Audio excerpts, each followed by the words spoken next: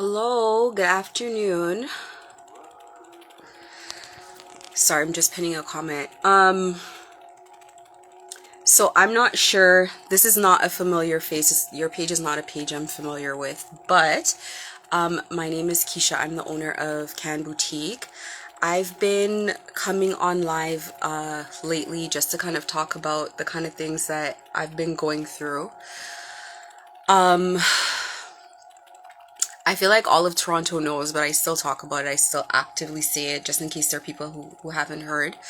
But I was essentially gang stalked after these group of people tried to recruit me to be a drug mule.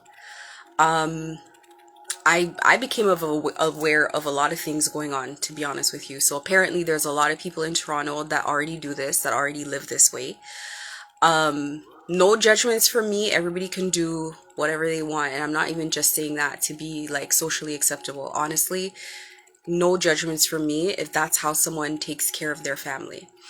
But I was put into a forced recruitment, and I think most people hear about like forced situations with like human trafficking, but I never knew that they would force people to be drug mules. I never knew that this is how it happened. So I have a bunch of videos. I have a YouTube. My YouTube is in the comments that I've pinned. But yeah, I have a lot of videos talking about kind of like my experience during that time, the kind of things that were happening. Just wild things that you would not expect to be happening in Toronto. Craziness. And I don't mean that lightly. Like, I mean, it's been a nightmare. It's something that's very well planned out. It's something that's very well funded as well, because somebody has to fund it. There are people that their whole job is like literally just to recruit. They're recruiters. That's all they do. And they build networks around you, and they try to become your friends, and just so much craziness. If anybody has any interest, I've pinned the comment. I've pinned my YouTube in the comments, so go check it out, go look at it. I always say I feel like a lot of my followers are either gang stalkers or people that have been involved in some way, shape, or form, because I found out a lot of my customers were. And it's so funny because those are the people that I realize that I'm doing these videos for, that I'm talking to, because these people are a part of this and they don't know what they're a part of. The part of where people are gang stalked, most people never see that part, because most people kind of just, they make it so happy and fun. Like, it's like a little kid who's coming to the back of a van to get kidnapped is getting candy. They're not coming to the kid with like off to get the kid off of the street to the van. They're not just gonna come in any type of way. They're gonna give candy. They're gonna make it fun. I was offered to go on a private jet to Nigeria. Of all the places, I guess they chose Nigeria because like I like Nigerian music, and like anybody who's kind of followed my page for a while, like you'll see like I like the artists, I like the culture, so maybe that's why they chose it. But everything about it seems sketchy and wrong to me, because I'm like, how much money does it take to put gas in a private jet for me to be able to be sitting on one with these people that I just met, that I don't even know that well?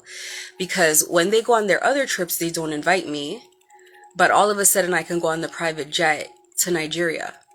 When they go to restaurants and do other things, I'm not welcome, but they're inviting me on the private jet to Nigeria. So a lot of things along the way of this recruitment was just very sketchy to me, and it always seemed like a bad deal.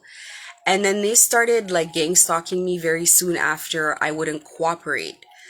And that's when it was crazy, because I'm like, if this is how they're trying to get me to do this, you don't either have to lie and cover things up to give somebody something or to make somebody agree to something, or you don't have to bully them into doing it. If something is a good deal, then you should be able to come and say, listen, there's something I want to propose to you. This is what you have to do. This is how much you get paid, but there's a risk. Like, this is the risk. You might go to jail, you might whatever. And that's what we all think is, that's just it. That's the risk. Like, you might just go to jail, something might just go wrong, and like you can walk away and with your life after. But I am here to tell you that that is not the case. It is way, way, way, way, way, way, way, way worse than that. Way worse than that. From what I have seen and from what I have gone through, you don't come out of this life. They will never let you out of this life. And that's the thing. I think that all these girls and all these people that they get caught up in this stuff, that's what happens to them. Now, this is the pattern that I observe. The pattern is, I'm talking from a female perspective, from a woman's perspective. You're dating a guy, said guy, I could talk from my situation, I don't know for everybody else's. You're dating a guy, said guy, he has a job, he has things that he does, but he travels often. So you're thinking that the money from whatever money he has is coming from, or whatever money he's traveling with, let's say, is coming from his business or his work. Okay, so you're not, I'm talking for me now. I'm not suspecting anything because this is during COVID, so no one's flying, no one's going anywhere. So I don't have an experience of seeing this person traveling everywhere, but I'm trying to generalize it a little bit. So this person's traveling, you thinking you hit the jackpot, you fall in love with this person's so amazing, blah, blah, blah. They're so caring, they're so kind. And this person is especially like happy and grateful to have you.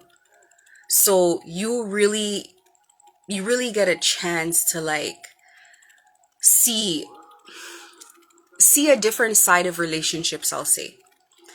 Because, and I'll get into why later, like why these guys are so like happy and appreciative. But one thing I noticed with my ex, he's very jumpy. Everywhere he goes, he's always like looking over his shoulders and like looking around and asking questions and taking it really slow with people. And I'm like, okay, maybe he's just like that, whatever. Fast forward, we break up.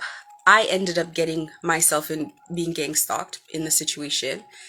And I realized so many things. I realized why he's very jumpy. I realized why he always looks over his shoulders, why he doesn't trust anybody.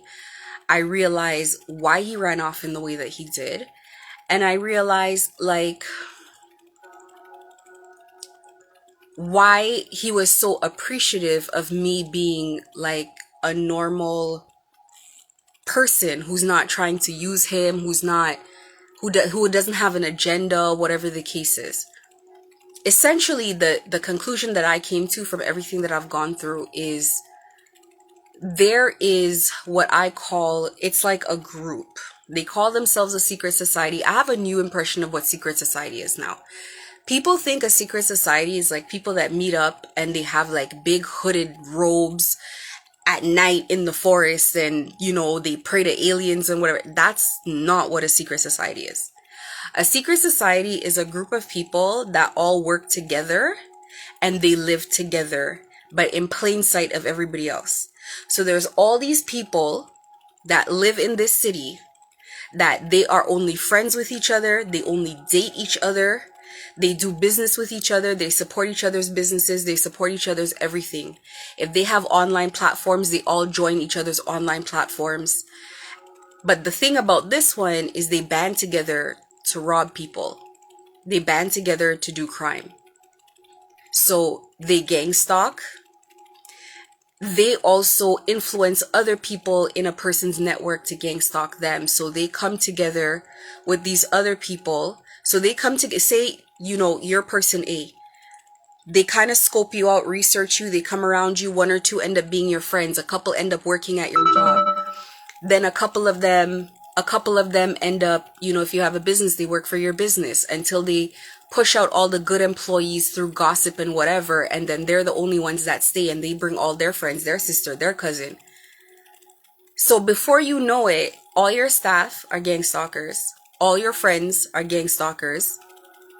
The hospital that you go to now, the doctor that you see, the dentist that you go, the girl who does your eyelashes, the person who does your nails, the person who does your car, because Oh, my friend does cars. Why are you going over there? We'll give you a discount. Come to us. Or we do this or we do that or whatever. And that's the way their network works. So now you're a part of them, whether you know it or not. Because, oh, wait, you don't want to be a part of them. All the staff will walk out on you at the same day.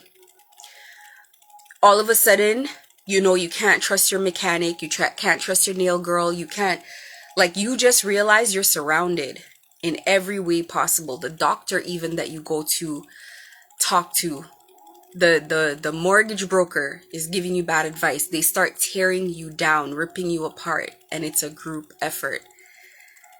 And this is what I dealt with. Secret society. On top of it being like that. See, I have to break it down like that because if I just say secret society, people are like, what is that? I have to break it down so you understand. Now, the thing about it is, I'm not just saying things. Because when you just say things, people think you're crazy. I know business names. I know people that everybody knows. Media people. All of that. All of these people were so determined to have me in, to force me in by gun, like with a gun to my head, that I literally can sit here and I have it all written down and list out all the people in plain sight that we know. They have everyone. They have officers. They have social workers. They have mortgage. Why wouldn't they? Before you ask, this sounds crazy. Why wouldn't they? Why wouldn't they need a mortgage broker? Why wouldn't they need a police officer? Why? It would be logical. And so they come to people and they use your greed against you. I don't want to say greed in a bad way. Like we're conditioned to be greedy in this society that we're in. We're conditioned to be greedy. But they put a little bit of money on your books. They give you a little something. They always come with a gift. And it's like they want to show you that we'll take care of you. We all take care of each other. So in this thing that you're in, if you get a parking ticket or something happens, somebody can make that go away. If you need something, somebody has that. You want to buy a house? We have somebody that can help you get the mortgage. Whatever you want to do, we have someone under house. And if we don't have someone under house, we could get someone under house. So I'm not going to go into all of that today. But if you get a chance and this interests you, go on my YouTube and listen to. And I will continue to upload videos and let people know what's going on, because I don't think I'm talking to people who entirely don't know what's going on. I think that I'm talking to people who they've heard a bit about it, or they know someone, or they themselves are part, but they don't know how bad it is. They don't know how deep it is. They just think it's whatever. They think I'm doing this right now because of the money, but I can leave. You can't leave. I had to leave with my life in my hands, literally. Like I had to, and I don't want, it's a funny thing because I shouldn't say leave because I was never voluntarily a member, but boy, what I had to go through. Those people were surrounding me while I knew they were surrounding me, and they didn't care. It didn't matter. It doesn't matter how many police reports you make. It doesn't matter. You come and make the police report, and the day you're making the report, everybody's very helpful. Okay, ma'am, I understand. No problem. We're going to take it. They're gung-ho to help you. And it's almost like the next day or what after you leave, things change. So something happened. They're not taking that report. And let me be honest. I'm going to put it two ways. I do believe that there are people in the particular police force that I was talking to. Of course, there are people 100% in pocket. But I tell you why I believe they're in pocket. Not because the money is enough to be in pocket, but because they made examples of other police officers and their families. And so they just don't want to touch it. They don't want to touch the file. It's not like they're going to come, the police are coming and they're mocking you and they're saying like, they're not coming and they're saying, we don't want to take, oh, this didn't happen. You're crazy. They'll go away. No, they're just not responding. They're not responding. Let me tell you how badly they're not responding. When we were at Oakville Place Mall and I made that report, they didn't want to take the report. The first report was made. An officer came to my house with a mentally unstable officer. And he didn't say it out of his mouth, but it was almost like, you see him? Do you want this to happen to you? That was the situation. He brought that officer as like a mascot of what could happen to me if I don't stop. I'm still taking everything for a joke at this time. I don't know what I'm involved in. I don't know what it is. So it's like, I'm not taking it the way I should. So this thing is continuing to go on. It's intensifying. These people are watching me through the cameras in my house and in my store. And I know that because they'll come to the store and make comments about like what was happening in your house, inside of your house the night before. And at the time I had a camera in my living room that would face we have a side door to the kitchen, to the backyard. So that camera would face that direction. So it's like they see me in my family room and my kitchen. Things are leaving from the house to end up in the store. I found a pair of my dirty laundry, my pajama pants in the store, balled up in the store. So they have keys to the store. You're starting to realize what you're in. They'll make little changes on your email or on your social media that you didn't make, so that you know, okay, so they're on the email as well. They don't do anything. They don't come and steal your money. They don't take money out of your account, nothing like that, because they don't do anything that you can report as blatant evidence. It must look like it's just in your head. So if you go and you make a report and you're like, listen, my profile picture changed on my WhatsApp. What are the police going to do about that? That's not an offense that can be charged. So it's like, okay, well, what can we tell you? Everything that you're telling us is something we can't do anything about. If you come and you say, money was stolen from my account, and then they trace the money to a foreign account somewhere else, yes, that's a crime. There's something to arrest. But right now, you're fighting a phantom. It's a ghost.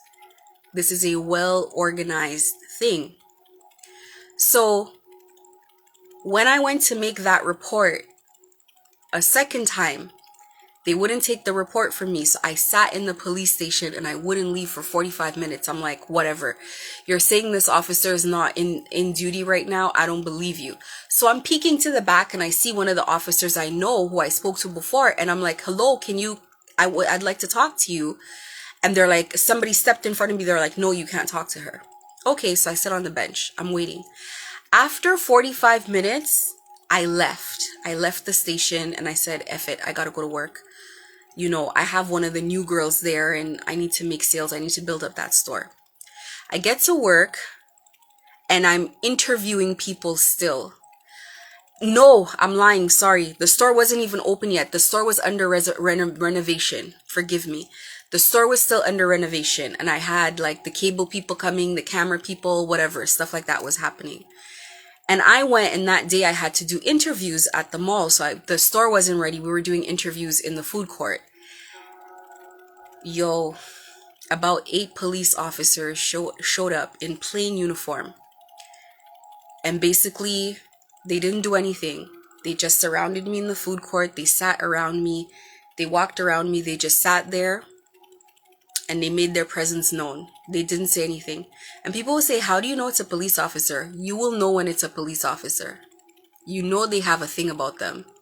They have a way they stand with the 2 feet out side by side and clasp their hands on their shoulders. You know when it's a police officer. They have this way that they do things. And they came unclothed in the food court and they didn't say anything to me. And they have a particular person that they bring around you in your space. And this person's like your handler. This person is the friend that's always influencing you to do bad or good. I didn't have a handler because I kept cutting people off because these people are weird to me. It's like you come around me the first time you're around me. Now you're telling me about Cali, Colombia. You go to Cali, Colombia. Now you're asking me things about my personal life, but you already know. So it's like the way you're saying things to me is like, how's your neighbors? Do you talk to your neighbors? And then before I answer, you're already chuckling, or you like just things that they want you to know that they know about you. That's what makes it terrifying for normal people, is because you already know by this time, nothing is normal in your world anymore. Like, you're watching your shoulders, you're watching behind your back. Now you're wondering, like, does this guy owe people money? Like, what is this? Is this the mafia? Is this like, what is this? What is he a part of? Who does he owe? So you're in the police station trembling, telling them like this guy's name, like what he looks like, I don't know, do they want money from me? At this point in time, I'll be real with you. At this point in time, if they approached me and they said his debt is whatever, I would have paid it off to get this out of my life. This is crazy. I have 2 daughters. 2 daughters. I don't need this drama at all. So this is all happening. This is all occurring. This thing is going from bad to worse every day. Like, they are clawing deeper and deeper into your personal life. They know everything about you. This is the part where you start feeling that people are betraying you, people that you love, the closest people to you. It gets to a point where, okay, we can't get strangers to be your friends. We're gonna get your ex to come back in your life. We're gonna get the ex-friends that you used to be friends with, but you had a falling out about something. And these people are just showing up like in a train, one after the other after the other. So you're thinking to yourself, like, wait a minute, how comes everybody that I never used to talk to is like coming back now? Like, what do these people want from me? Everybody wants to convince you to take trips. Listen, the last person I had to get rid of was literally somebody in my life. Like, it's an ex that I still had a very good rapport and relationship with. Still had a good relationship with my kids. He helped raise my daughters, actually, to be honest with you, like from diapers. Somebody that I considered a good person. And as soon as I heard, hey, do you want to go to Italy next year? I was like, damn, even you? Crazy. They got my dad early. More than one person came to the store and was asking about like, hey, where are you from? And what part of, I'm from St. Lucia. What part of St. Lucia are you from? Da da da da da. So I'm thinking, oh, because my dad has a bar back home. So I'm like, let me send some business to my dad's bar. So I'm like telling him on the phone, I'm so excited. I'm like, Dad, people are coming on vacation. So, like if they do pass by, it's because I told them. I'm thinking I'm doing a great thing for my dad, right? People end up going to my dad's bar. I don't know if they bribed him. I'm assuming they bribed him. Now my dad's a op. Now my dad's convincing me like, no, you think you're being stalked. You think it's like, this is my dad's exact words. You think this is a lion that's going to eat you, but maybe they're going to help you. Maybe they're nice. Maybe you're going to make money. You don't know. Just listen to what they have to say. I stopped trusting my dad immediately because my dad's the one that used to tell me, go to the police, go do this, go do that. Now my dad all of a sudden is an advocate after everything that I told him. After all the screenshots I showed him, after all of this stuff, now he's saying this. So I lost my dad. And, the purpose of this particular video today is to talk about forgiveness. So I'm going to use this to segue into that topic because that's the issue. Now, let me put the pin in the dad situation. Let me not forget. The thing about this situation is this is so well planned out. Like, hats off to them, for real. This is organized. This is organized and perfected. They took their time on this one. And of course, it's like human trafficking. Of course, they have methods of doing things. Of course, it's organized, right? But this was so traumatic. Now, one thing I will say about me, I believe in astrology. Anybody who's like ever been on my Instagram or whatnot, from the beginning of time, or at least the last couple of years, because I've always been into it, but I've only began sharing it and sharing more of myself and my personal beliefs. I will catch you up in 5 seconds, basically talking about, like, I was gang stalked to traffic drugs. So I'm just talking about that. But if you listen, you'll get caught up as well. Anyway, so let me put a pin in the dad thing. Um, where was I? Yes, how orchestrated this is. What they want to do is to back a person into a corner where they isolate you and they take away all of your resources from you. Resources being family, being friends, people who love you, people who care about you, your customers. My customer base was predominantly black. Now, in the black community, we know ourselves, we know how we are. We might gossip about each other, we might say, oh, blah, blah, blah is whatever. But if we need something, we'll go there and buy it. We'll sooner go there and buy with, even though we think we are not like that, we actually are. I could tell you we actually are. We'll go and buy from each other because you could go haggle the price with this person. You're going to give them some attitude. You're going to come back, whatever. You know, we all have people in the community, little stores that are like that, right? But my clientele know me. They know me. They come and it's like, I don't argue. You know, I'm a very peaceful person. I'm a very good person. People know that about me. No one really has anything bad to say. They might be like, they might address me like, cause you know, I'm not out there and I don't dress a certain way. I don't look a certain way. So I'm a little different, but it's not anything bad. It's like, they just kind of don't, it's like, I'm not looked at as a threat. You know, I'm not the type of girl that would come around. It's like, you'd hide your man or anything like that. It's like, oh, it's Ken. It's just Ken. Like, you know, like that. All of a sudden, all my clientele are changing. I'm getting a whole bunch of Portuguese, Brazilian, Spanish clients, Mexican, whatever. And at first, you know, because my ex, he speaks all these languages as well. Like, I consider him Portuguese. He's African Portuguese.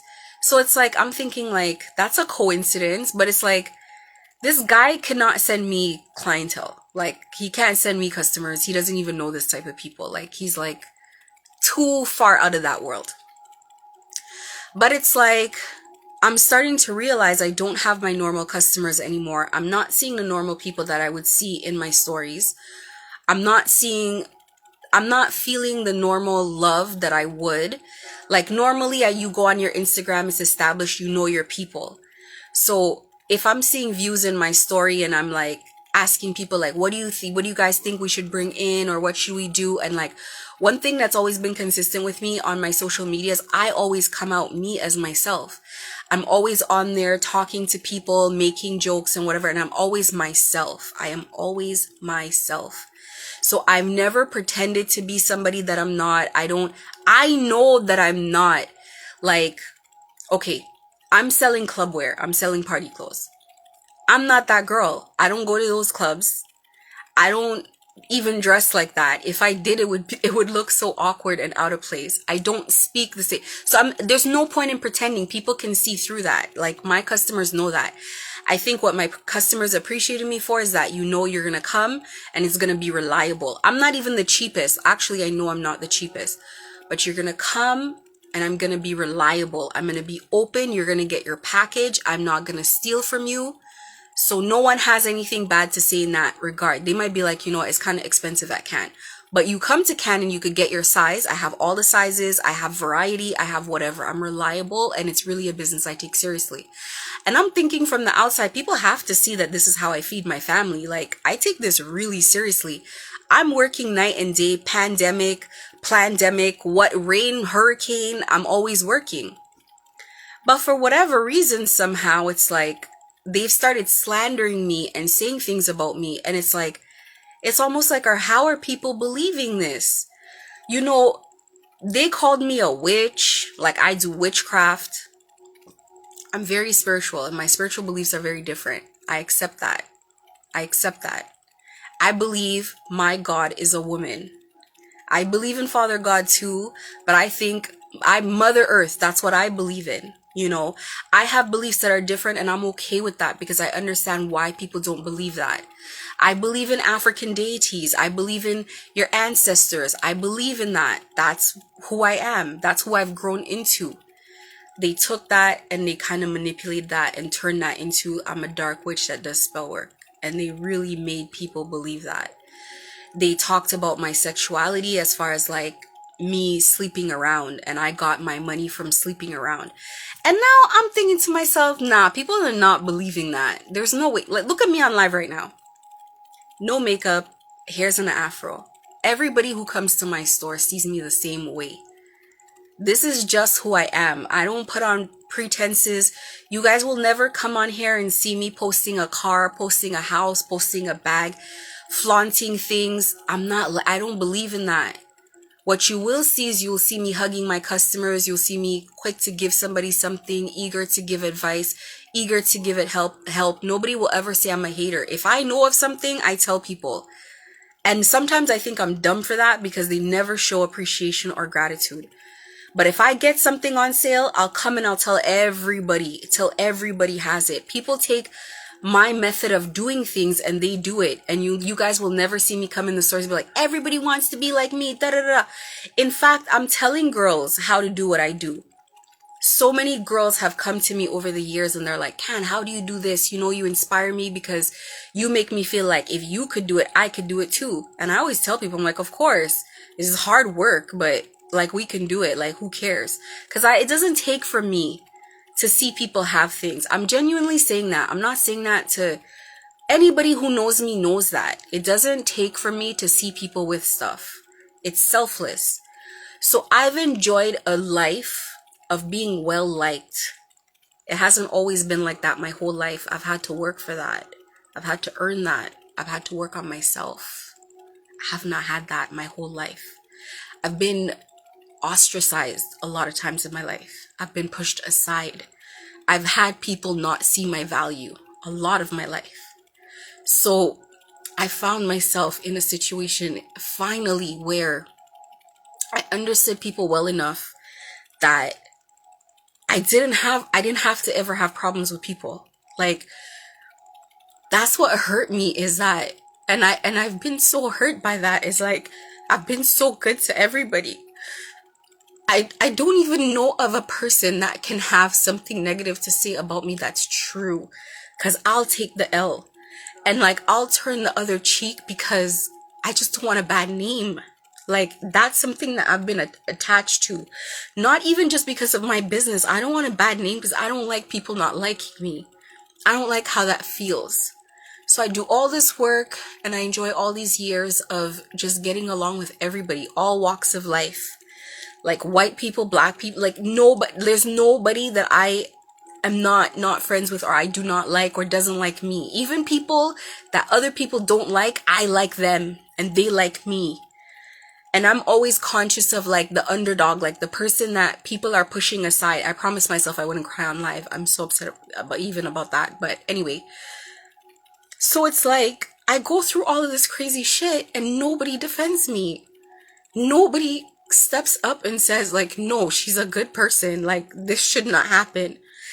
It's almost like, you read the story in the Bible of like how Jesus was crucified and everybody, like, nobody came to my defense. Man, woman, child. That was so crazy because I'm telling you, some of these other stores that turned against me, these other black girls, like Slade by 10, I helped her buy her first house. I helped her with that mortgage. I connected her with my mortgage lady and the mortgage lady couldn't help. And then I went out and found the mortgage. I didn't even get paid for that. At the time I was in finance and I was in corporate and I didn't get paid for that. I was the one that helped her with that. Other people that I should never have any problem with, people that have supported me, that know me, people that I've promoted their parties for free, getting nothing out of it, selling the tickets out of my store. Anytime you guys have ever seen me sell tickets out of my store, I've never taken any cut. I've never gotten paid anything. I've promoted it on my story. I've sold clothes for the party, all of that. It's never been business. It's always just support. And I have never had issues with people. And so many people in Toronto knew about it. Like, let's be real. In our community, there's a lot of drugs in our community. So people knew. And it's like, I mean, come on. Like, people really didn't believe that I made money from selling my body. Like, let's be honest. Even before I opened my store, a lot of my clients or my customers from buying clothes were customers that I sold insurance to. I sold insurance policies to them. So people know me. Not only that, but I was helping people fix their credit so that they could buy homes. I was helping people save towards buying homes. That's what I was doing. So people knew me. It wasn't until for the first couple months, I want to say 9 months, I like the betrayal was so crazy. I gave up on people. It didn't, I just,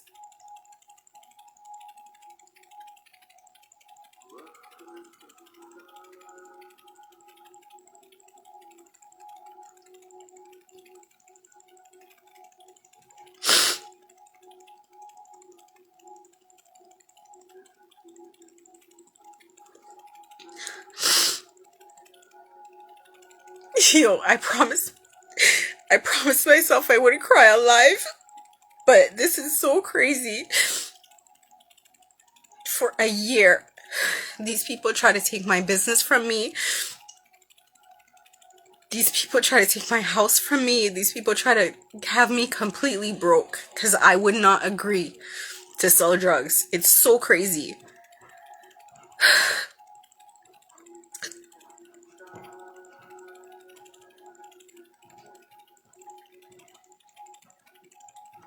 This got so bad. This got so bad that people started feeling sorry for me. Like, people were seeing this. So it's like,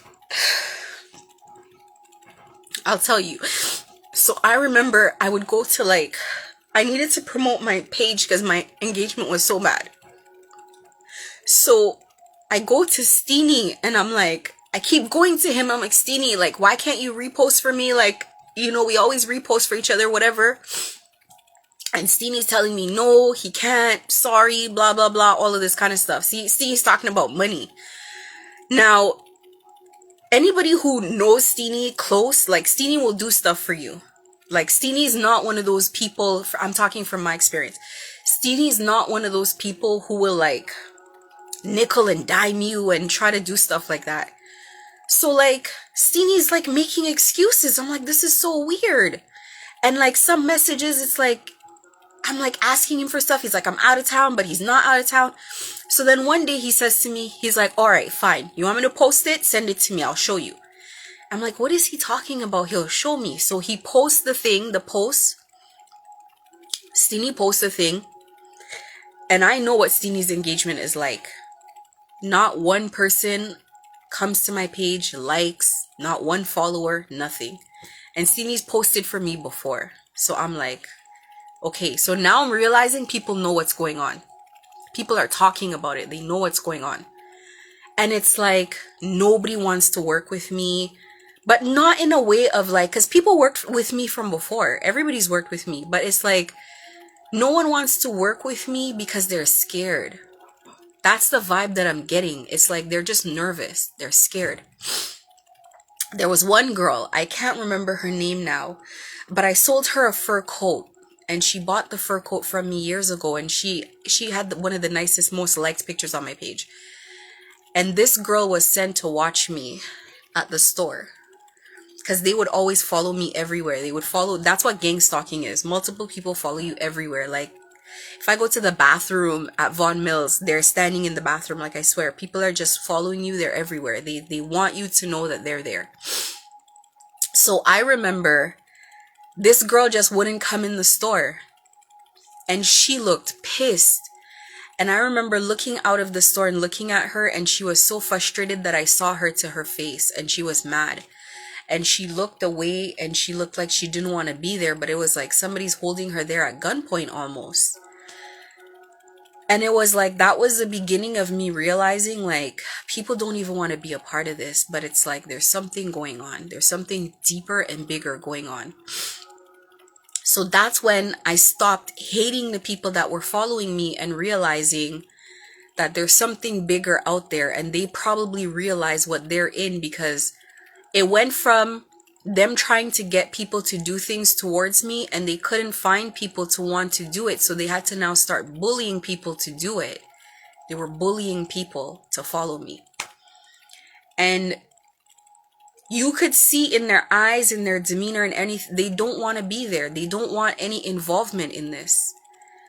This thing is dragging on so long, and people are finding out about what they did and how bad it was. And it's like, it's a nightmare.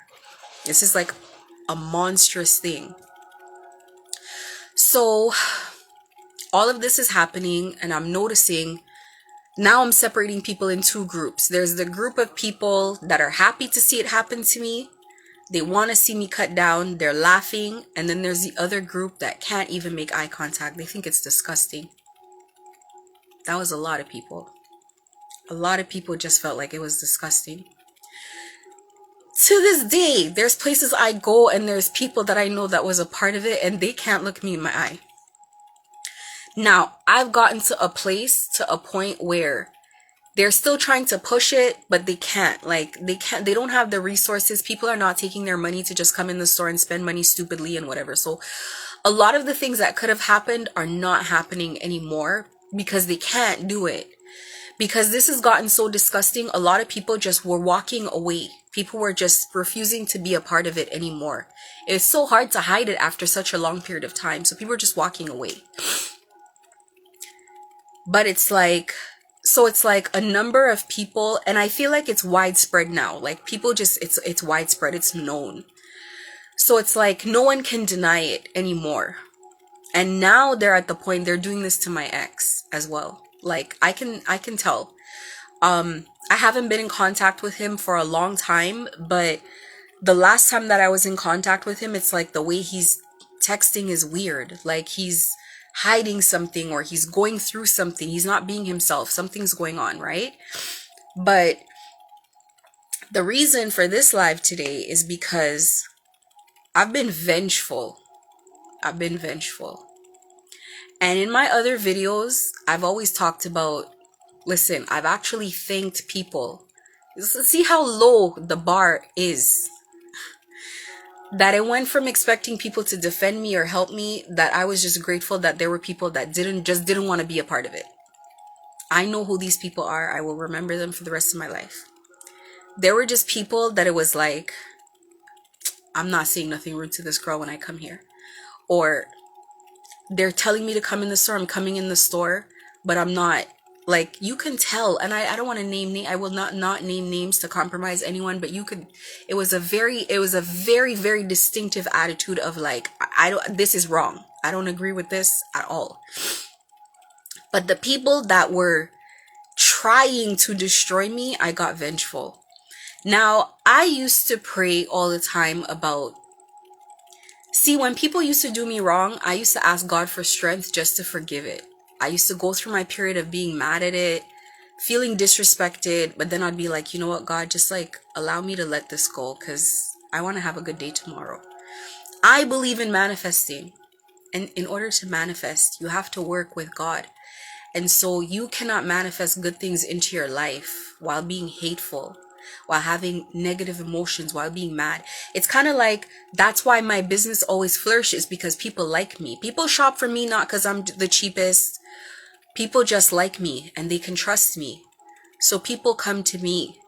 Not because there are other girls who can sell club clothes better than me because they live the life. So they pick certain styles and they can wear the clothes, they can model the clothes themselves. I can't do that. I always need models. I just don't fit that. It's just not me, you know. I don't want to pretend it's me. It's just not. But people came to me because people liked me, and not just people like me. I liked them back. I liked my customers genuinely. So when we first came in Vaughan Mills, people just come and sit on the couch and talk all day and have a good day. And I'm like, I'm ordering lunch. Do you want anything? Like, it's just a zen place to be. And I'm like that because I like myself. Even parts of me that people see as an issue, nobody needs to think I'm the prettiest, or I just like me. I like how I am. That's the work, is liking yourself. That's the work. So it's like, going through this, I realized that one of the things is they want to change the fact that so many people like me, because that's a problem. That's an obstacle. And I slowly find myself becoming very angry. It's impossible not to be angry when it's impossible, because you don't know why this is happening, and you're praying and you're like, God, why is it not stopping? Like, I can feel the presence of God with me. God is helping me. God is opening doors for me, but it's a lot of pressure. It's difficult. It's tough being stalked all day. And all your stuff is monitored and they're standing in the way of you progressing with your business. If you want to work with an influencer, they badmouth you with the influencer. So the first day, the influencer's great, everything's agreed. Second day, they either not responding, they're not coming around, or they're angry at you for something, or it's like weird behavior for a year. Money's slowing down, things are getting tight. It's scary. It's terrifying, as a matter of fact. Because you're in Vaughan Mills, you got to pay Oakville, you got to pay your mortgage, you got to do this, you got to pay for your car. It's like a lot. And the economy is seesawing on top of it, and your regular customers are nowhere to be found. It's a lot of pressure. Single mom, right? Plus, the person that I should be able to depend on, my ex, is not there. This man ran off, terrified, ran off. That was my first red flag. I remember the day that, because he wouldn't take phone calls, and the day I got him to come over to the house and I told him what was going on, this man got so scared. I could see him start hyperventilating, but he's trying to hold it together. He's trying for me not to see it. Grabs his tools, went downstairs. 20 minutes he's downstairs. I'm thinking he's not going to come back. I can tell he did not need anything downstairs for 20 minutes. Came back and he's playing it off and he can't make eye contact. And I'm like, oh my God, this is bad. This is horrible. Something's going on. Like, when you see somebody that is the one that usually protects you is scared, it's terrifying. It's like a little kid and you see your dad scared for the first time. Now you're scared. Because now I'm like, okay, are these killers? Does he owe them? Do they know, like, what is going on? Now I'm terrified. Flash forward to now. I want to say, let me tell you guys how I found out how not to be followed. Everything is in God's timing, I'm telling you. The whole time, every time I go to work, I go to the store, I'm a business owner. I need my phone. So I always have my phone with me. I started getting into like tarot readings. I would watch them online because those readings were giving me encouragement and hope, especially with my faith too, to like pray and just trust God and just give gratitude. Like, you're still here, you're still alive, you still have the story, the kids are still okay, etc., etc. So a lot of it, what took me through it was prayer. I watched a tarot reading and the thing's like an hour and I'm watching it on data. And then the phone, I ran out of data now early in the month because I was using all my data watching readings while I was driving. Excuse me. So when my data ran out, I noticed nobody's following me. This happened for maybe 3 days straight. I was like, oh shit. It's the fucking data on the phone. So now I start either turning off my phone when I'm driving, when I'm going anywhere, or I just don't walk with the phone at all. So now I get relief from the stalking. So now what they have to do is, if they know your schedule is like you drop off your kid in the morning, they'll just wait for you at the kid's school and then they'll follow you from there. Or if they know that you do groceries this way or you do they know now. Okay, so we'll just meet you at checkpoints. We'll just wait till you're parking and then we'll see that you came home what time or whatever. So it's more difficult for them to follow you. So now I'm like, oh shoot, they're following me through the phone. So now I'm at home with my laptops open and I say, hey guys, let's go here and there. Then I notice the cars are outside waiting. So I was like, oh shoot, it's the laptop. Because it's not the phone, like the phone's off, but the laptop's open. So they're listening through the So now I'm like, okay, I kid you not. When God's ready for something to be done, it'll be done. All of a sudden, doors are just shutting on their access to me. Doors are shutting. They don't have access anymore. I'm not doing this. I'm not doing that. And it's like all of a sudden I'm getting a relief from the stress, from the nonsense that was going on. All of a sudden, I'm almost mad at myself because I'm like, bruh, if I knew this the whole time, I would have not suffered for so long. But it's like God wanted me to see this. God obviously wanted me to feel this. And I try to be so respectful. Who am I to question God? I'm vengeful. I want revenge. So now my prayers go from now. Let me pause.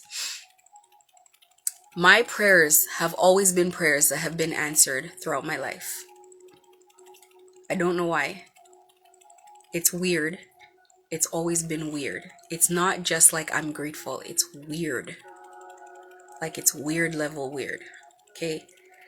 If I ask God for $1, I'm gonna get the dollar in like 20 minutes. Listen, the reason I believe in prayer so hard is because you know when you pray for something you have to wait for it. I don't have to wait. It's like a magic wand. I kid you not. So in the middle of all of this going on, I start using the magic wand differently. I'm not asking for a new mall location. I'm not saying, God, I want a bigger house. I'm not saying I want a car. I'm saying I want this to happen to this person. I want that to happen. Now, I'm still coming out of my love and light era. So I really believe that if I ask for something that is no good, that I'm going to lose my luck. I'm going to lose my light. So I'm saying, God, I don't want anyone to show up tomorrow morning. I just want an easy drive to work. That's how it's starting off, right? I just want an easy drive to work. And so that morning, they miss me for whatever reason. I forget my phone, something happens, and I get an easy drive to work. So I'm like, oh, okay, great. This is what we're going to do. Eventually, I get to a point where I'm like, I'm manifesting myself out of this situation. The same manifestation that I use to bring myself to where I am in life, I'm going to get myself out of this situation. So the guy who's behind all of this, I know who he is. I'm like, he shouldn't have a house. He shouldn't have a place to stay. He shouldn't have this. He shouldn't have that. And it's just me and him. And I'm being honest here with you guys, because let me tell you something. Things are going to come full circle and things are going to evolve in such a way. And then you guys are... I'm not a person who believes in people lying. And I don't believe in people thinking I'm more perfect than I am. Because the day that people see that I'm not perfect and then they hold me on that pedestal, they're going to feel betrayed. They're going to feel like, I thought you were such a great person, but look at this thing that you did. So, I'm going to be very real. I was praying on this man's downfall. I was manifesting this man's downfall. It is what it is. I wasn't even apologetic about it. I'd come to such an angry place. I'd come to such a place where I wasn't even acknowledging my pain anymore. I was just angry, and I wanted revenge. They were taking it too far.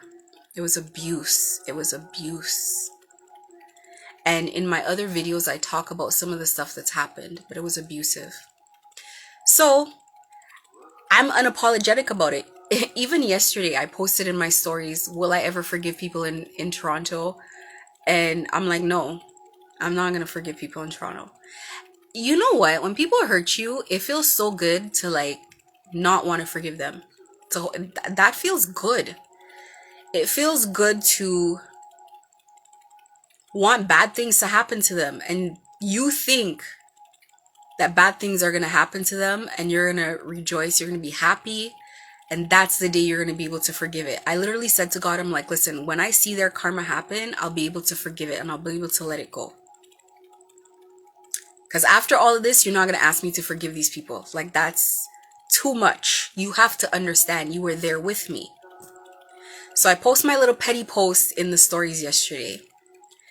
And I left it at that.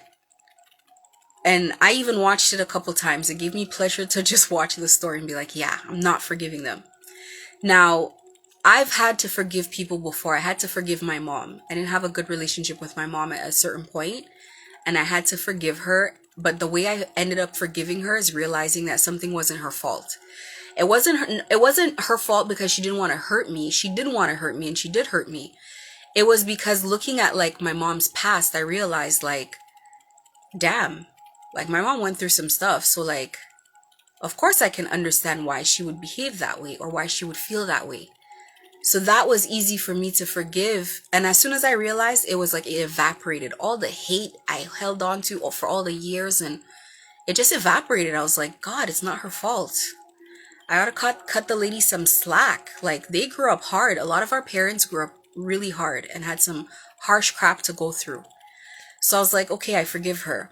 With my dad, I held on to it more because I'm like, how could he? Like, he knows the relationship with me and my mom. He knows I felt betrayed. He knows like, how could he do that?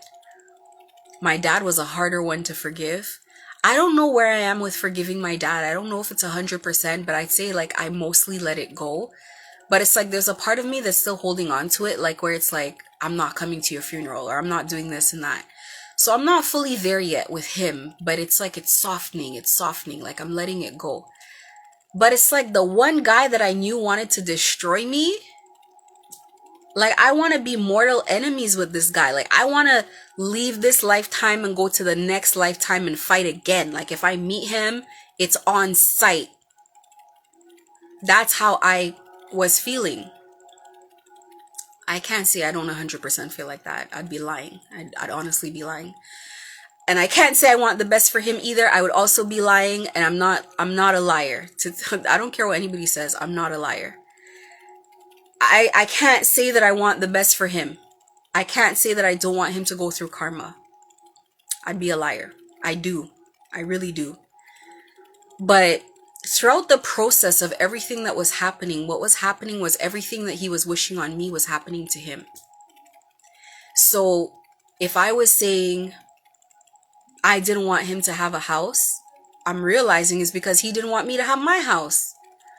And so I started realizing I didn't know all the things he was wishing on me. I started realizing what he was wishing on me by what was happening to him and people around me. So people were falling sick, people's houses were burning, so much things were happening, and I was like, wait, I didn't even wish that.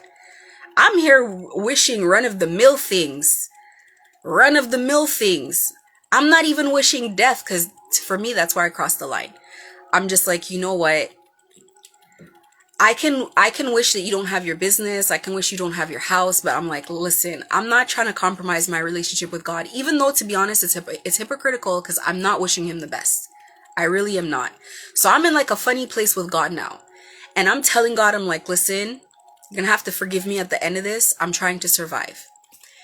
And God has a funny way of stepping aside and not bullying you into doing anything, but just stepping aside, and the messages just get louder and louder and louder until you hear it, until you understand it. So I'm going through all of this, and things are happening to this person now.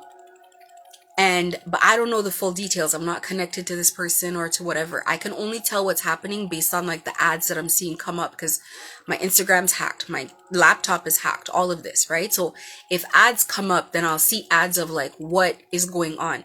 Like, I know I don't use payday loans and I'm seeing payday loan ads, or I know that I don't need medication for very specific disorder, or this person's overweight and I'm seeing like ads for like obesity and like intermittent fasting and like all these different things. So I can tell based on the ads what's going on. All of this is happening, and I'm kid you not, up until yesterday, I was just very happy to just be to have my peace. I have, like, yesterday was Christmas and I had a peaceful day yesterday. We cooked, I spent time with family. Like, I willed myself not to work. I told myself I'm taking the time off. God loves to corner me when I take a day off, because while I'm working, I'm distracted. But as soon as I take that day off, boy, I swear to God, I get cornered. So yesterday, she's like, okay, go ahead, have a good day. Had a great day. I posted my little petty post. I went to bed, and I wake up this morning and I'm just in a terrible mood, and I don't know why. And this image flashes in my head of like two things flash in my head. So the first is somebody, a man, popping a pill, and the pill is like white and blue. It's like a granular pill. It looks like a hockey puck, and it's like blue and white. The top is white, the bottom is blue, like a light blue. And then the second is, I don't see a woman, but it's like female energy. And it's like one of those tools, you know, when you go to the gynecologist and they're taking a swab, it's like one of those tools, and it's like a pussy sort of like, it's like, you know, brie, that round block of brie. When you cut into brie, some of them are more like firm, but then you can heat the brie up and then it kind of just like gets loose and like sort of gooey, like slimy, and it has like this sort of like consistency to it, almost like pus. So I see a man, like an image of a man popping a pill, and then I see this like sort of gynecologist sort of tool with like this pussy sort of like thing.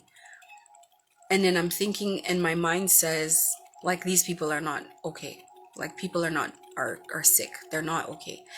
And I Google blue and white pill, and these different disorders come up. And I'm searching based on like the picture, looking for the pill that I'm looking for. And these pictures come up. And it hits me, and I'm like, whoa. This is the kind of stuff I was spared. This is the kind of stuff that people were wishing on me. But not just that. It's like my next thought is like, this is what people are going through. And it really hits me in a very real way. It's not just people are getting their karma. It's like it's hitting me like people are actually going through things out there. And when all of that happens, I don't get the satisfactory feeling that I was hoping that I would get. I'm not happy about it. I'm not laughing. It's not a joke. It's crazy because these people have really hurt me. And now I'm confused because I'm like, okay, everybody wants revenge and everybody wants to feel like the people who hurt them are suffering. And it's kind of like God is showing me like, yeah, they're suffering. They're suffering, all right. But I'm not feeling better. I'm not feeling better about it. I still feel hurt. I still feel insulted. I still feel betrayed. Nothing is making me feel better. And that's what's confusing me. So now I'm thinking to myself, so now I'm like, I'm trying to meditate, but I'm like, you know, I'm not in survival mode anymore. I'm not stressed out every day when I go out anymore. I'm healing. So now I've healed to the point where I can sit back and time has slowed down, and now I have to confront the feelings that I don't want to admit to myself are there, because I don't want them to feel like they really hurt me, that they won. I don't want them to feel like that, because I know that's what they wanted to do. They just wanted to hurt me. So that was one of the reasons I never wanted to go live. God had to ask me so many times to go live and tell my story. I'm like, listen, I'm just healing. It's too soon. These emotions are raw. God's like, no, you need to go on live and tell your story. Now, one thing I'm very good at is controlling my emotions. I have a very good handle on that. But the whole day today is just been, it's been so raw. Now I'm upset. I'm upset again. First of all, I'm upset because why is God so pressed about me forgiving these people? And like, at least give me some time. Give me some time, I'm saying. On top of me feeling like I have to forgive these people because God's like, you need to heal. And I know I need to heal. I know that. I tell people that stuff. You have to heal. You have to forgive. Now it's my turn to forgive, and I have not the foggiest clue where to begin. Where do I start? Because all the memories are triggering. They're still triggering because I feel like they've gotten away with it. There's no big police investigation. They're not arrested. So there's that. Now on top of all of that, I'm not even feeling satisfaction from feeling like people are suffering. So now I'm like, oh my God. Then what is going to make me feel better? I think that's the thing that you don't realize as you hold on to toxic feelings for people is like, it's just hurting you. It continues hurting you, and it continues blocking you from your happiness, blocking you from being able to forgive other people who haven't done even remotely as close, blocking you from in your prayer. Can you imagine praying and a memory hitting you and totally derailing you because it's so traumatic? Like, you know what's traumatic about it is like, you don't think that human beings can behave that way. Like, I started questioning humanity. Like, I started questioning people, like the nature of people, not one or two people. Like, how can people do this with good conscience? Now, had this happened in a foreign country where no one knew me, it would have been easier to contend with. But like, for people to know me and know my heart and still do that was crazy to me. So now I'm like thinking people are heartless. Like, how is this possible? I'm like withdrawing from the world because I just don't look at people the same. I used to love people. Like, I don't know where I stand. I don't think, it's not that I don't have the capacity to, but I just don't have respect for people. I think people are cheap. If people were bribed, then they're cheap. Because you couldn't bribe me to do that. You could not bribe me to do that. I really stand on principles. And I know that people can't believe that because most people do not. But the people who gang stalked me know. They have respect for me. They know that I stand on principles. They know that for a fact. I was the one that they couldn't break or they couldn't buy. And sometimes I wonder, like, maybe that's what happened to this guy, John Ferreira.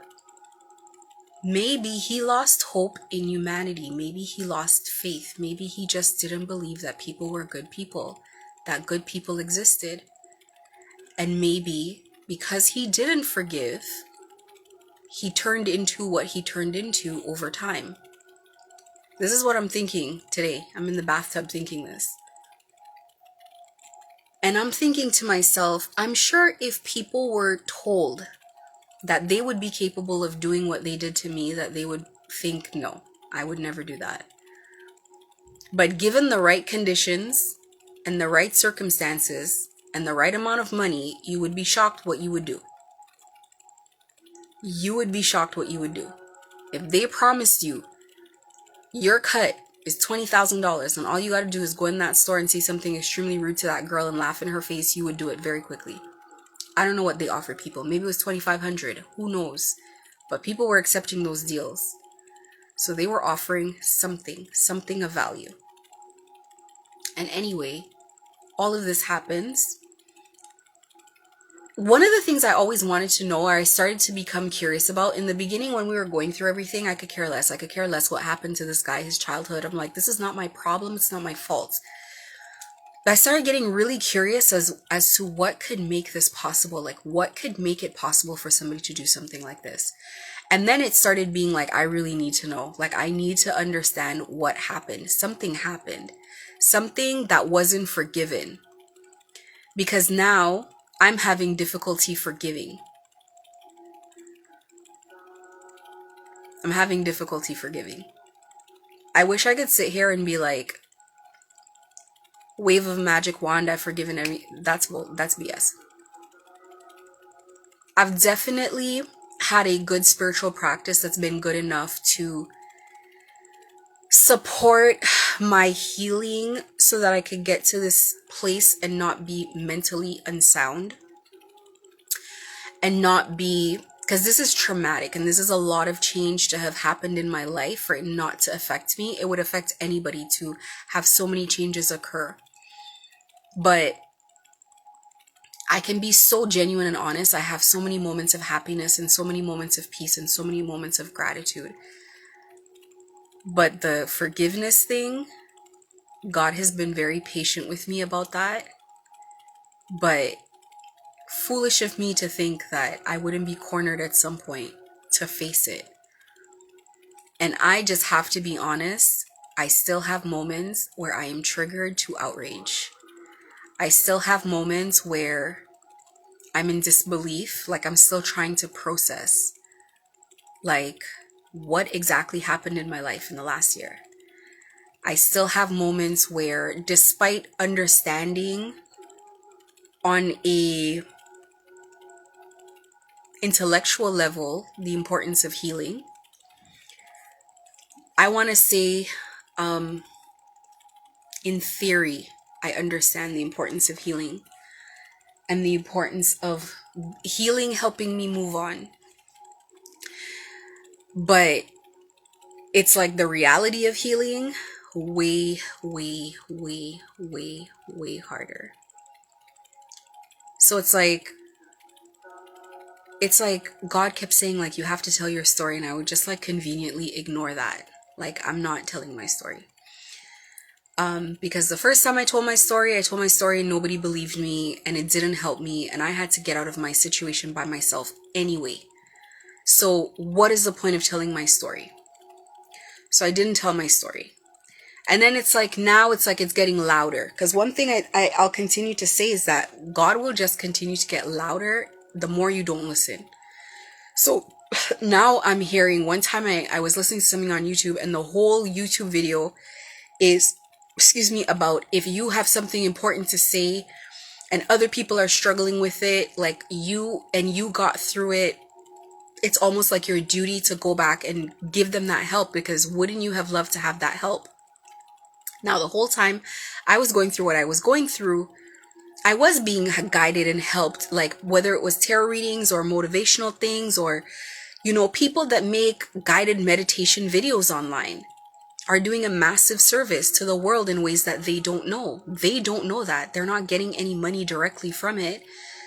Maybe from a YouTube ad, I don't know, but they're doing such a massive service and they don't know. So I'm like, okay, I'm going to tell my story, but I'm just going to put it out there. It's going to be very neat and controlled, and I'm just going to tell it in a very formal way. These are the facts. This is what happened to me. I'm definitely not crying on camera, definitely not opening my heart. I'm not showing any human side of me. Like, I'm ready to be done with this thing. And so it's like every time I have to make the video, I can't make the video. Every time it's like I'm lingering. And I'm like, oh. And then one day it's like, it comes again, the message, like, you have to tell your story. So now I'm almost like, fine. You want me to tell my story? I'm going to tell my story. I'm going to tell my story my way. I'm not going to tell my story where I have resentment after I tell the story. I'm going to tell the story and I'm going to be myself. I'm going to tell the story, and I'm going to tell the story, the parts about, it's okay, Olive, go. My cat wants to get out. Go, Olive, go. Come. So I'm like, I'm going to tell the story my way. And it's almost like in an act of rebellion. I'm going to tell my story and I'm not going to leave out anything. And I'm going to say all about the people who hurt me and, all of this stuff. So I tell this story, and I was rewatching maybe 2 of my videos, and I got triggered to hell. Because you know what? While you're going through something, especially when you're being grateful for going through it, it's not really hitting you what you're going through. When you will understand what you went through is when you hear somebody else tell your story or you listen to your story. It's such an outrage. It's so crazy. So I'm pissed off. I lose my cool and I come back on. And now I'm threatening everybody and I'm pissed off. And I'm like, you guys are going to get karma. And they are, and they will. And that's the thing. No one can escape karma. No one can escape bad things happening. Everything is on a universal timeline. It's going to happen. You don't even know the amount of times I'm asking God, have I not been a good person? What have I done to deserve this? How can this be happening to me? The amount of times I'm asking that. And God is just very patient. It's not about if you're a good person or not. Bad things happen. We have lessons to learn. We have things to see. We have things to go through. So I've come as far as to accept that it happened. And that's where I'm blocked. I accept that it happened. but I can't go beyond that. Like beyond that, I'm having difficulty. And then today happens, and it feels like, what today really feels like is like a breakup. It's like while you're in the breakup, say you were getting cheated on, and you're running around and you're telling everybody this guy cheated on you because you want people to know he's not a good person, and you're telling everybody this person's a horrible person, and you know, you and yourself, you're angry at them, you're frustrated all the time, and it's really just affecting you because you're the one that's pissed off. You're the one that keeps remembering it. You're the one that keeps getting triggered. You're the one that's angry. But you know, during this process, it's like one of the things that, you know, I feel like God communicated to me was that your anger is sacred. Your anger is necessary. Because one of the things that I would never do is allow myself to be angry. Every time someone would do something to me, I'd just like sweep it under the rug. I'd go meditate. I'd go feel better. And then I'd come out the next day and I would be like vibing high all the time. But I'd never be angry. And so it's like, was I actually healing it if I wasn't actually angry? If I didn't go through the phases of healing it, of being better? And I'm gonna have to look it up because I'm gonna have to heal myself. Fortunately or unfortunately, I don't know yet. But I'm gonna have to heal it. I have to look up what the phases are, so I know my angers. Jesus, I think I remember. There's 5 steps. I think depression is one of the steps. Because I've had to go through breakups before, and I remember going through breakups and healing from it, and I remember looking it up, and I feel like there's 5 phases, and one was depression. And I was in denial that time in my life. I'm like, whatever, I'm not gonna get depressed about this. And when the depression hit me, I was like, God damn. But I had to go through it. But I have to go through this again. It's crazy. And because the reality is that if I don't heal it, I can't move on. If I don't heal it, I might affect my relationship with God. I can only be grateful that God's been so patient. We can all be grateful in how patient God has been. Because I used to say, I'm like, I don't know how God tolerates people. I'm not gonna lie. Listen, and I've said this once before. I used to say to God as I was going through this, I used to be like, listen, just level with me. Don't lie to me. You really don't like people. Just don't tell me that you like people. You tolerate, there's no way people behave like this. And one day I was scrolling through my Bible, and I opened up to this one chapter, to this one passage. Actually, let me tell you, not one day. I was saying it a couple of days, and then one day, that same day I said it, I was talking about it, and I was like convinced. I was like, God doesn't actually like people if people behave this way.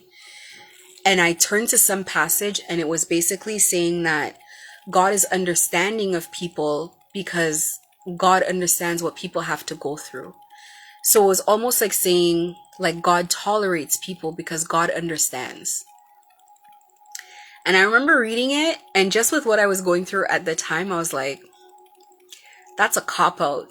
You could have just said you love people, but instead you're saying you're tolerating people. That's a cop-out.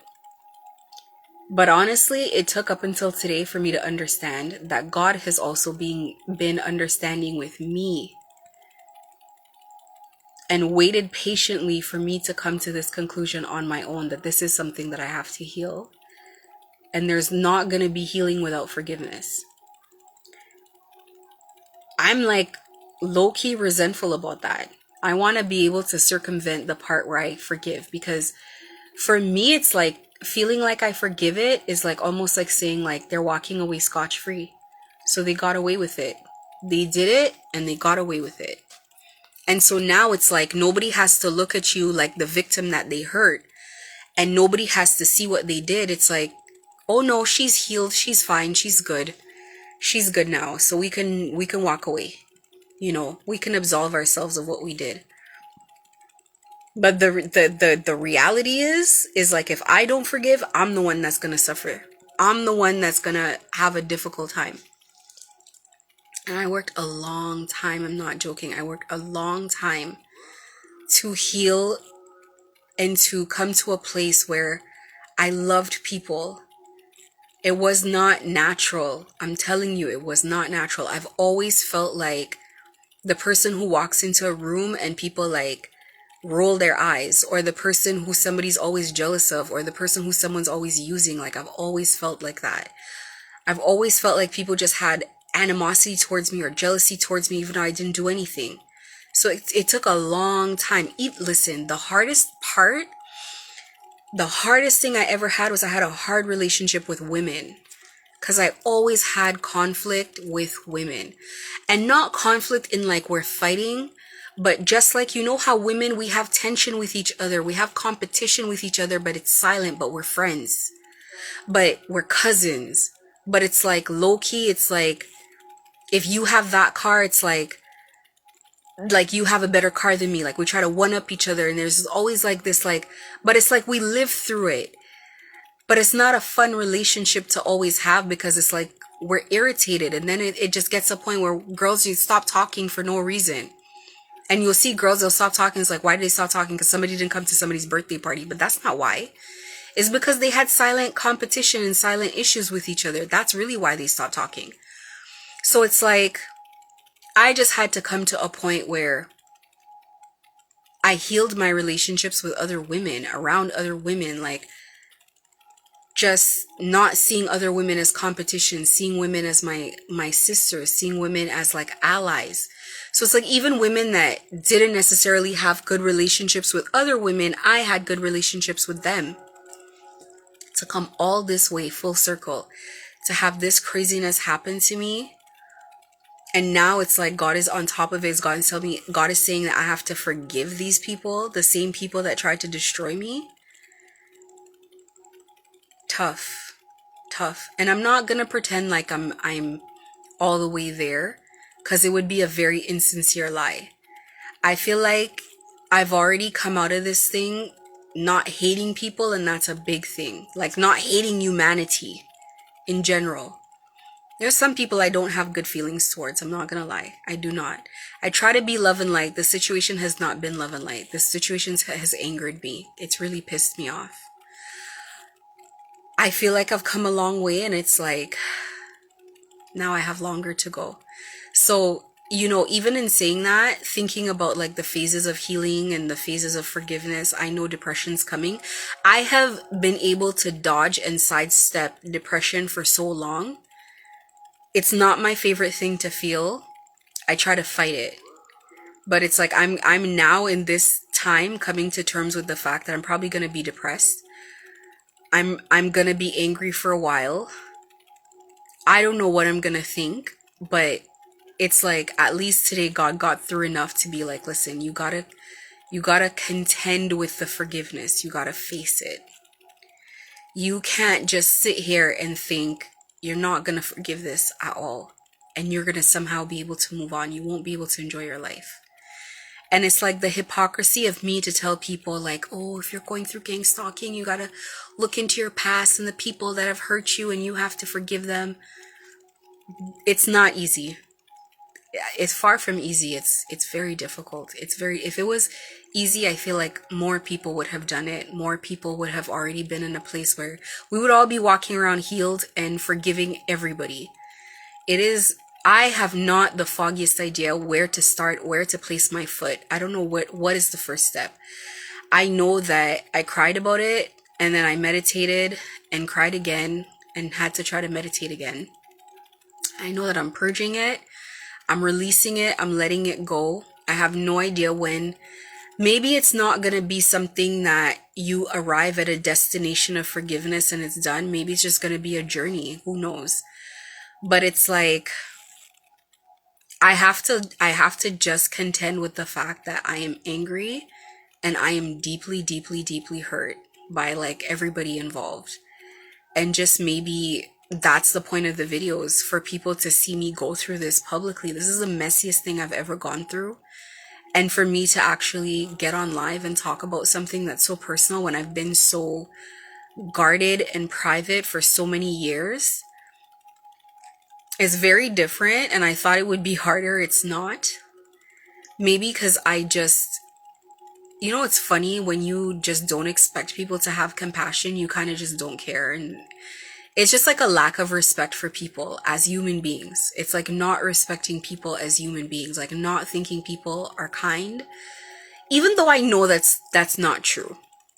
Honestly, I know that's not true. There were so many people that didn't want to be involved. They really, really saved my perception of humanity. They really did. If 100% of these people had been like that, I would really, like, I don't know where I would be. But there were so many people I can see in their face, their demeanor, their actions, their behaviors, that they just did not agree with it. Thank God for those decent human beings, just in their resistance only showed me that people know this is wrong. But yeah, I guess I could leave it there, because I can't pretend to have the answers on how I'm gonna forgive that. I think about John Ferreira, the person who did this to me, and I have not the foggiest clue how I'm going to reconcile my feelings with knowing someone was actively trying to do the very worst to me and take from me everything that I've worked hard for. I have no idea. I wish I did. I am on a journey myself to find the answer to that. I do not have it. I don't have that answer. It's something that I'm gonna pray for, because it's a massive letdown to think that knowing someone's suffering is not gonna really bring you joy, the joy that you think. Knowing someone, it's like a bottomless pit, honestly. It's like, well, I want them to suffer more. I want more to happen and more to happen, but it's like, and nothing is gonna satisfy you. It's not gonna be satisfying. Like, thinking someone is physically ill is not satisfying to you, it's like crazy. Because what else? Like, I know for a fact, you lose property, you lose a business, you could build another one, you could go buy something else, you can build a new reputation, you could move, but your health, you can't really escape your health. Like, if you do not have good health, that's a problem. I know that. Like, for me, that's one of my top priorities. I take care of myself. And if even seeing that is like not making me like laugh and cackle and be like, ha ha ha, good for them, it's like, damn, then what is going to make me happy? I think that's the part that's a bit scary for me to think about, is like, how am I gonna have to heal this? Am I gonna actually just have to go through the depression? I'm not gonna lie to you, I am absolutely looking to negotiate some type of shortcut with God, because I don't want to go through that. I want to wave a magic wand and just be healed. I want to wave a magic wand and move on with my life and everything be perfect tomorrow. I don't want, it's like insult to injury. Somebody hurts me and now I have to forgive. That's how I feel. You hurt me and now I have to forgive you. I have to heal. You don't own any responsibility in even help, and you're forgiving people who are not sorry. People who are still trying to destroy you. People who still hate you. It's crazy. It is crazy. I'm gonna leave it here. I hope this helps someone, because I take a little bit of a different take with the gang stalking thing. Everybody that I see who makes videos of gang stalking, they always make videos of like trying to prove that it's happening, which is a downhill battle, proving that it's happening. They're trying to take pictures and videos of people following them and this and that. And it's like, for me, I don't do any of that. I never did any of that, because it was like, there was no point for me to prove it. I just felt like it's a hard thing to prove. It is what it is, right? But like, I hope that with just sharing my perspective here and just sharing the healing that I have to go through, that people can see that this is messy. This is not linear at all. It's so true. It's not linear. I want it to just be like, I want to forgive, I forgive, or I want to heal, I heal, and it's done. And it's totally not like that. It is the very opposite. It is a messy thing. You feel great one day, like I had a beautiful day yesterday, and then today it's like you're in the dumps. It is up and down. It is not straightforward, and there's nothing you could do about it. You just have to keep walking through. But it's funny, you guys are seeing the rawest of my emotions in these videos, the rawest emotions. You guys are seeing the very worst of me, the very best of me. If I had it my way, you would think I was perfect. but this is actually what's happening, and it's something I just have to continue to talk to God about. But it feels like contending with a breakup. But anyways, this is where I'm at. This is a message that was on my heart, and I know God would not let me relax until I talked about this. I know that for a fact. I feel so much better that I got it off my chest. And yeah, and this is it. So, hope you guys have a great day. And any comments can be left under my YouTube.